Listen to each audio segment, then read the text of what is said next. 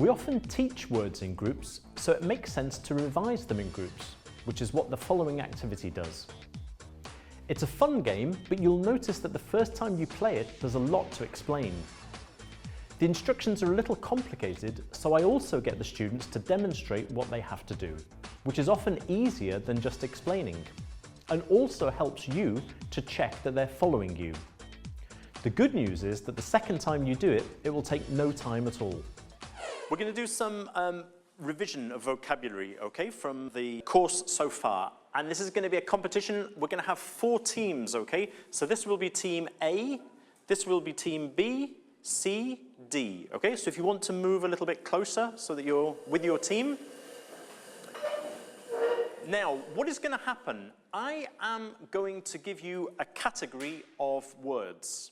And in your team, the person at the front will give me one word in that category. So imagine our category is fruit. Irene, give me an example. Fruit. Orange. Okay. Isabel, a different one. Apple. Apple. Banana. Okay. Irene again? Orange. Another. Right, now, that's the idea, okay? So you go always in order, front to back, and carry on. If you repeat a word, you stop, okay? If you say a word, for example, Isabel says chicken, is that correct? No. No, okay, so we stop again. And what we have is you have 1 minute to try and give me as many words in that category as possible.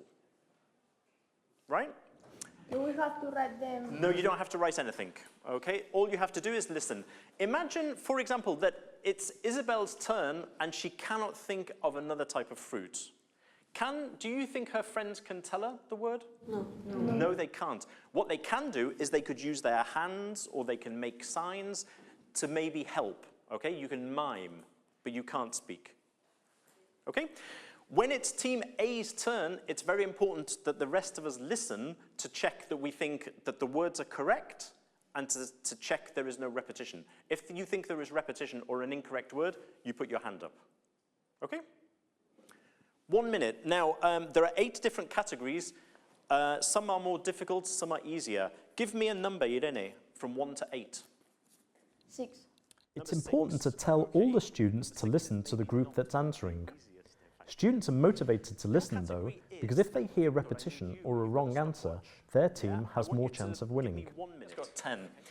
Team B, your turn. Give me a number then. 1 to 8, but not number 6. 3. Number 3. We studied this very recently. Adjectives which describe physical appearance. Physical appearance. And that can include things like hair as well, okay? So we could say, for example, I'll give you the example, and then we're ready for time. Bald. Bald. Short. Blonde. Handsome. As the students are playing the game, I write down all the words very fast. Why?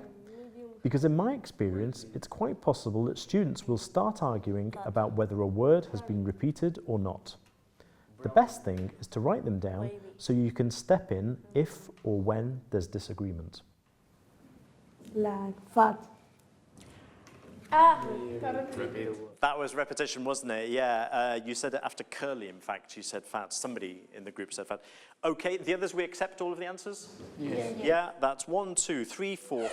Because this activity revises words in groups, it's particularly useful to revise all the vocabulary you've taught so far, before an exam or at the end of term, for example. The students could use the word lists on Gateway Online to revise before doing this activity, or the word lists at the end of each unit of the Gateway Students' books.